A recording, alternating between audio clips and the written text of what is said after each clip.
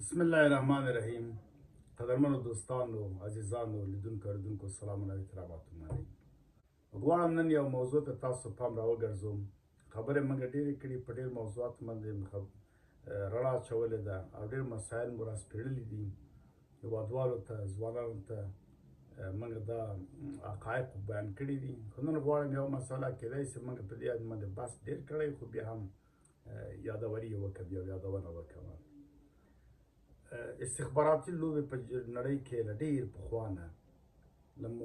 مخبرګریت نه، د اوازې سره چوک ته مخبر لیږل، جاسوس لیږل، یو کس دښمن سیمې ته د ریپورټ دپاره لیږل،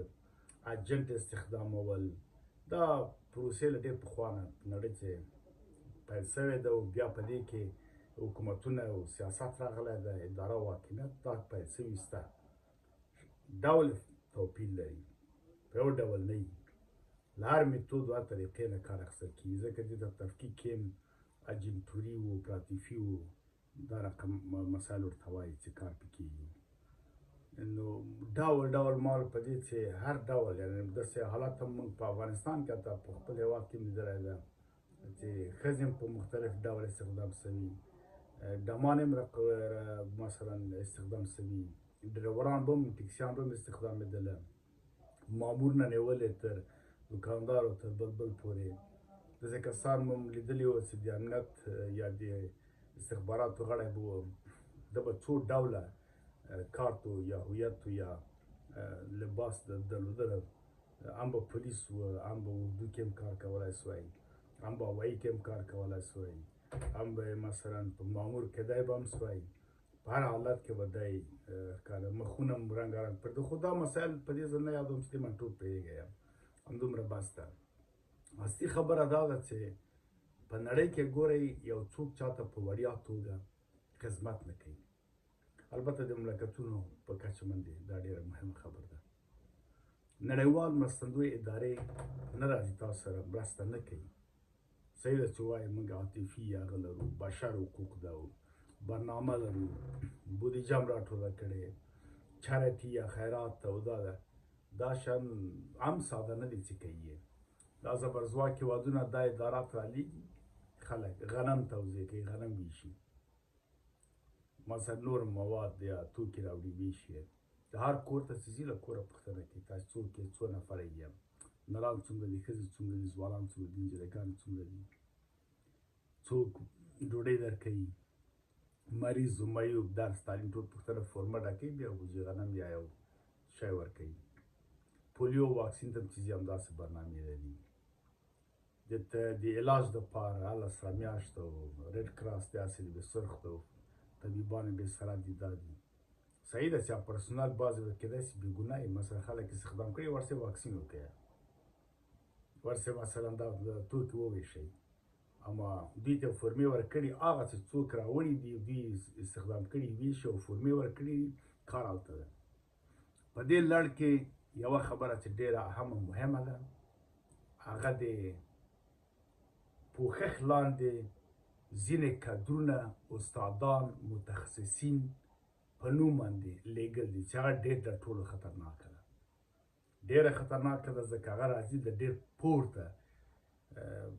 چارو کې کار کوي، خصوصا بیا استاز متخصص د پوهنتون یا د لوړو زده کړو په چارو کې چې مثلا یو استاز راځي، هغه اصل ځای ته ځان رسوي چې هلته ځوانان دي چې دی درس ورکوي، ذهن جوړوي، تربیه ورکوي، تعلیم ورکوي، پوهه ورکوي. دلته ډېر خطرناک چې دی راځي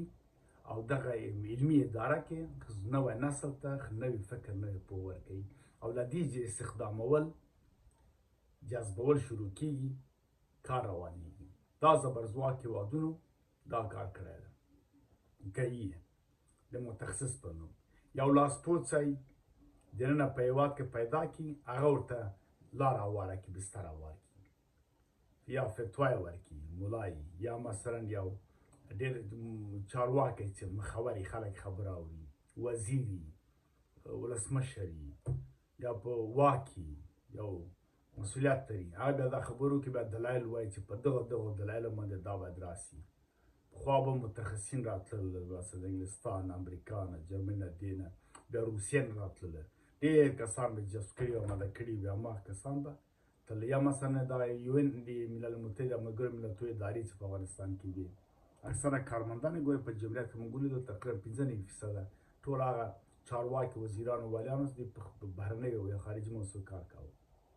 ټول جذب شوي دي اوس نو خبره اصلي چې شاید نظام محمد ندیم د لوړو تحصیلاتو وزیر د اعلان وکړ هیله یې وکړله خواهش وکړله ترکیې هېواد څخه خپل متخصصین استادان راولګوي پوهنتون د افغانستان پوهنتونونو ته قحط رجال ده په افغانستان کې استاد نشته کادر نشته متخصص و ډاکټر و پروفیسر نشته په خروارو دي هغه وحي و ربعي ډبعي غربعي مړکعي تختعي بیا په ترکیې اعتبار سره په دې نشته بیا دی په نوم د کمونیست سکولر جمهوریتي کافر دا باندې متهموي او هغه چې هغه راځي بیا هغه ته هر څه د معلوم ځکه د ښیښې ورسره کړی دا خبر ده چې هغه مسلمان هم ده ښه سړی هم ده غل هم نه ده جاسوس هم نه ده کافر هم نه ده زړه نه هم خبر ده له هر څه نه دوی بیا خبر دي چې ترکیې نه راځي ولې ترکیې نه راځي ځکه که پاکستان راوغواړي حساسیتونه دي هند نه خو راغوښتی نه چې پاکستان اجازه نه ورکوي ایران که راشي خو بیا هم حساسیتونه دي ځکه دا ایران تاجکستان او پاکستان دوی خو افغانستان 50 کال تباه برباد کړ امریکې نه راشي بیا دوی ته شرم ده ته خو پرون جهاد ورسره کوي انګریز خو هسې مشکل ده اروپایي خو دوی په حساب کافر ده اته څلوېښت هېوادونه راغلي وي ترکیه هم چې راغلی خو بیا مسلمان ده سعودي او عرب که راشي عربان هم ښه خاطره نه لري په افغانستان کې دا اوسني عرب دوی دا جهاد کې و اسامه کې و القاعده کې و داعش کې و په دغو مسایلو کې دوی نوم بد ده پیسې یې ورکولې و موسم چې راغلی وي افشا شولې بیا ټول بیا وایي چل عرب یې راوستلي دي صاحب بیا دوی د عربانو غلامان دي بیا ځکه د عرب شاته اوس خو هغه ټول ګوري چې امریکا او دوی دي نو اوس بله لار پیدا نه شوله ترکیې ته ویلي دي ترکیه خپله د ناتو غړې ده یا هلته اتباع لري ډېر نږدې اړیکې له غرب و امریکا او دوی سره ځکه ناتو کې ده او بیا دلته چې راځي ترکان غیر مستقیم غرب پیږي دا څوک دي چې زیاته د روسیې هم د ترکیې پارلمان ډېر تردد نه لري خو هغه پیږي دا ول راځي ترکای راغی یعنې امریکایي و CIA و ISI و موساد و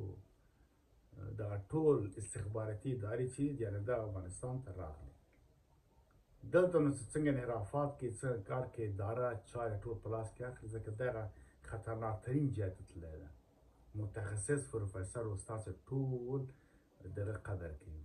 دوی به مسابقات شروع کړي چې من علمني حرفا فهو مولای بس نو اوس استاد نو هر څه ته زده احترام به یې کوي دغه شی ما تاسو ته ویلي چې دلته متخصص لرو استاد لرو ډاکټر لرو پوه لرو په دننه افغانستان کې دا اوس څومره وتلي دي هغه لا پرېس په دننه افغانستان کافي اندازه شته اما متاسفانه چې دغه پروګرام دوی روان کړی ده نو خدای دې خیر پکې ملت ته تاسو مې پوه کړی که اشد ضرورت بیا سي دغه وخت کې امان الله خان هم دغسې متخصصین او هغه وخت مجبوریت و ضرورت و خو بیا هم تاسو وګورئ څومره خپل سر یې وخوړه سقا او زوی هم پرې راغی ګډوډي جوړه سوه هر څه ګډوډ سو هم دې ته فکر و همدغسې د روس استادان راغلل حتی زه چې فاکولته کې وم د کارمل نجیب په وخت د دروغ په نومه د استاد و د موږ حقوق اساسي درس راکاوه په ټول پوهنتونو دا جلب و جذب شامل شو خلک به وټول استادانو ته به غوښتل څه وکړه څه ونه کړه په پوهنتون کې په ټولو پوهنځیو کې مشاور په نوم به ناست و همدغسې امریکایانو نور مثلا افغان اتاتورک مکتب جوړ شوی ده فلانی جوړ شوی د خپله استادان نشته معلمان نشته هغه بیا وهی ټکوی بدناموی بخښنه غواړم چې ویډیو اوږده سوه اصلي خبره یې هم دا وه چې نظام محمد ندیم ته ویل سوي دي دی لاسپوڅی ده د غرب د پاکستان ځکه دا کار کوي که بل دلیل لري دی د راسې نر غوندې ملت ته دوی وایي چې دلته متخصص نسته پوه نسته یا تا غوندې خو نه دي ندیم جانه تا غوندې خلک ناپوهه نه دي دلته خلک ډېره پوهه لري ډېر ساینسدانان شته ډېر پر څانګه کې ډېر پروفیسر مسلکي کسان شته ته چې په دوی اعتبار نه کوې په غاو کې د اعتبار کې له ترکیې نه بیا جدا خبره ده دلته متوجهوسانو دی ناتو غړي بیا په بل نوم باندې استاد په نوم راولي سبا ته به د ملا په نوم باندې له اندونیزیا او له بل ځای نه به کسان راولي ملت نور په دې باندې پوه ده ملت په دې باندې پوهېږي هر څه چې کوئ موږ پرې پوهېږو او زه عزیز مارج ملت خبروم بیا دا چې ملت څوک هوښیار ده پوهېږي پام لري او هغه چې جاهل ده د غفلت په خوب ده دغه د خدای داسې ویده لري تر آخرت هغه نه وي چې هر څه وډبئ ویې وهئ هم تاثیر نه کوي او بعضې څه ناست دي موږ ته څه سپکې سپورې وایي دا وایي هغه جاسوسان لاسپوڅ یو موږ پېژنو چې پنجاب هغوی ته څه وایي چې باید څه وکړي جدا مسله ده مګر هماغه چې منطق لري دلیل لري